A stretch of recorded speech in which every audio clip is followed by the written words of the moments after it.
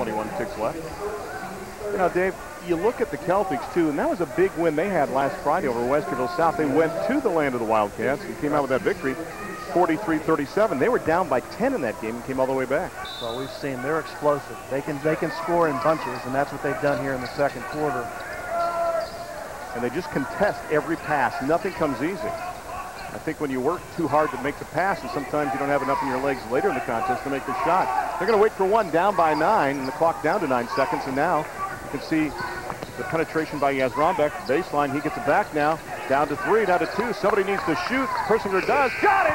Count it for 3. Let's see if that's a booster for the Patriots at halftime as Cody Persinger finds the bottom of the net. And that'll do it for the first 16 minutes of action, but a strong second quarter.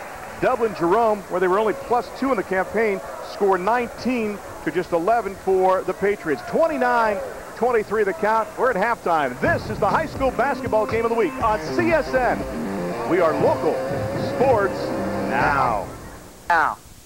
CSN would like to thank our cable partners, Insights, Time Warner, and WOW. And wow, what a first half. Dublin Jerome on top of Olentangy Liberty, 29-23 at the break. So glad to have you here on CSN for the high school basketball game of the week. Randy Reinhardt alongside Dave Sakuti. And Dave, your thoughts about the first half? Well, I think most importantly, I think Dublin Jerome came out and got the tempo the way they wanted it. They got some easy transition baskets. Couchy really doing everything for him right now. Inside, outside. Of course, Tim Brady's going to get his shots up. He's hitting his percentage. Liberty has to slow down. A little more patience against some of that trapping zone. If they do that, I think they're going to continue to get good shots. I think inside out will help them. They got a couple inside out. They had a couple good threes. And again, they got to make sure they get on the glass. They have very few second shot attempts on the glass. They got to have a couple of those here in the second half. All right, it's time now to check out our CSN Volunteer of the Game. We pick one in each high school basketball contest. And tonight it is Jim Gerhardt. 10 years volunteering with the Olentangy schools. There he is. He sells tickets at all the home games, and he is the father of the AD, Tom, who's been out here and just doing a fabulous job. And Mr. Gerhardt, thank you for everything that you do. Thank you for having a great son as the AD, and thank you for your dedication and your passion to high school athletics here in Central Ohio.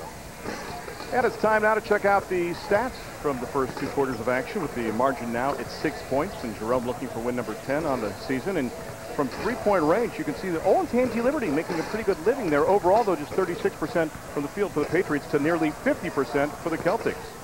You know, and I think 3-point shooting is always, it's a big factor at any level, especially at the high school level. And I think you're going to see right now, at least Liberty's going to have to continue to take those shots. I think one of the keys is they're keeping their turnovers down. Both teams, 6 and 3. Liberty with 6, Jerome with only 3. That's pretty good basketball overall this time of the season. Time now to check out the highlights from the first half of action, with the score at 29-23 in favor of Dublin Jerome. And here are some of the highlights that we saw from the first half, and it was pretty exciting basketball action as the Celtics 9-5 on the campaign, 6-2 in the OCC Cardinal. And you look at it, it was actually the squad at home, Olentangy Liberty, that set the pace early, but Dublin Jerome would come back. But Dublin Jerome has that ability in transition to make things happen, and also with Couchy setting up players like Tim Brady inside. Again, good passing, finding the open guy in transition. That's where they're best, and that's Tim Brady finishing in that play right now. Couchy was also pushing the ball up the court.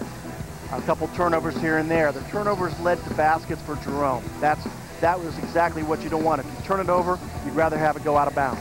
Waterhouse with penetration and works very hard with the left hand, then off the glass for 2. And outside, Dustin Welch is going to run the show. Then get the penetration there by Zach Michael, and there's the shot. And with a good three-pointer by Persinger before the end of the first half, the margin stands at a half dozen.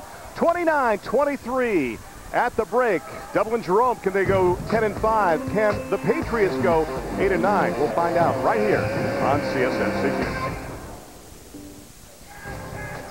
Ready for the start of the second half between Dublin Jerome and Olentangy Liberty on the high school basketball game of the week. I'm Randy Reinhardt alongside the commish, Dave Sakuti. So glad to have you here. Point for all the action. Andy Gass had his team down by 6. It was 9 until that last second three-pointer. What do you think he said at halftime? Well, I think he just made sure that they were going to attack the zone defense well. If they do that, I think this game was a little bit closer. Of course, like you mentioned, Randy, that three-point shot really helped there at the end of the quarter. Let's see if it gives him some mo in the second half. And meanwhile, I like the spacing that you see from the Celtics on offense. And They don't have a big space heater, but they've got some guys that have springs and also good shooters as well. And they're a kick and drive. They're going to get it to the paint. They're going to kick it out. They're going to look for their three, and they're going to continue to spread them out as they're doing right here. And again, interchangeable parts sometimes, where Calci doesn't always have to have the ball at the point. But he's got it right now. A no-look pass inside. They can't convert. Boy, Calci looked to the point and instead passed it inside, but the follow was good for 2. Rosenbaum gets the extra attempt inside, and now the lead is up to 8.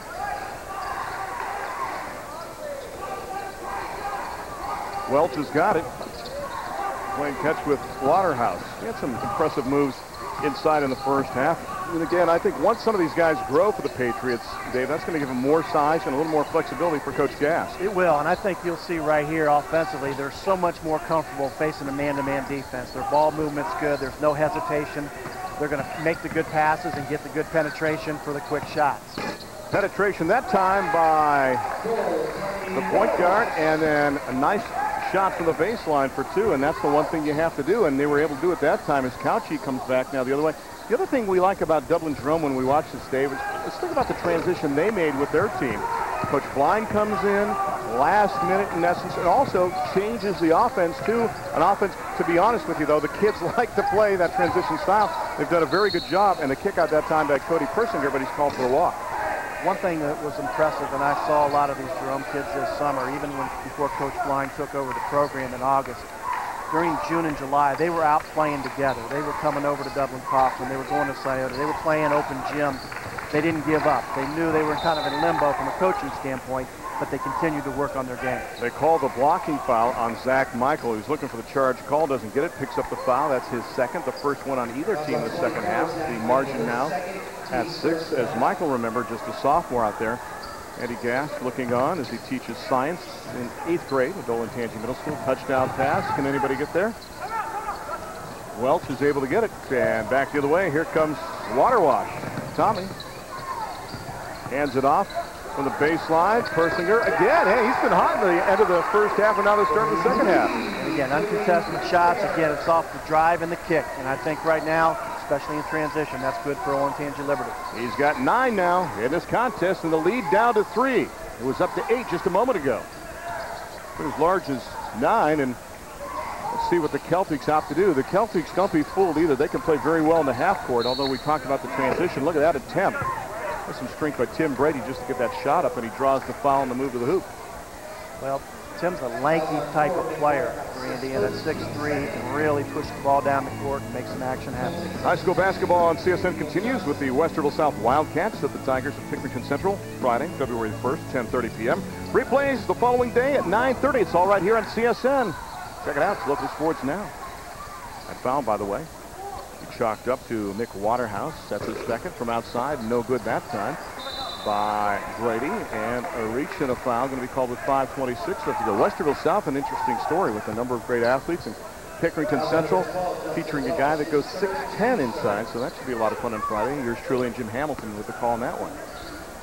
Dustin Welch now has foul number 3 in this contest, the first player to pick up 3. Look at Calci. He made that look so easy, and it wasn't. Great body balance, and really get the basketball to the hole, and you know, that's just a skill that a lot of players don't have. Calci's got it, and it really helps his team out. Boy, we're talking about gliders, and he showed you that ability, too. He's the penetrator, he's the distributor, and that time just glided baseline.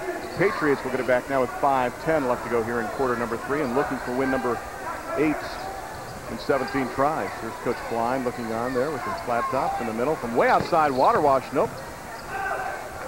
Touchdown pass. Rosenbaum got the fake and was able to get Waterwash into the air. Nicely done. What a 75-foot pass that was. Again, trying to push the ball up in transition, trying to get the easy shots. That's what Jerome's trying to do. You'll see Calci here.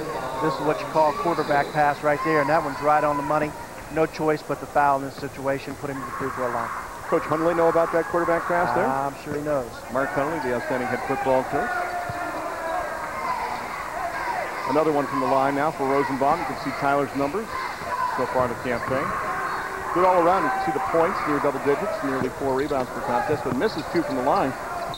Brady got the rebound. He goes strong to the hoop, and all of a sudden, Dave, here in the second half, 5 team fouls committed by the Patriots and none by the Celtics. Check that. That's going to go Yep, it is going to make it 5-0 so far in the second half. Well, the other stat that's really standing out right now, Randy, is offensive rebounding. Whatever Coach Blind had to say at halftime, I'm sure one of the stress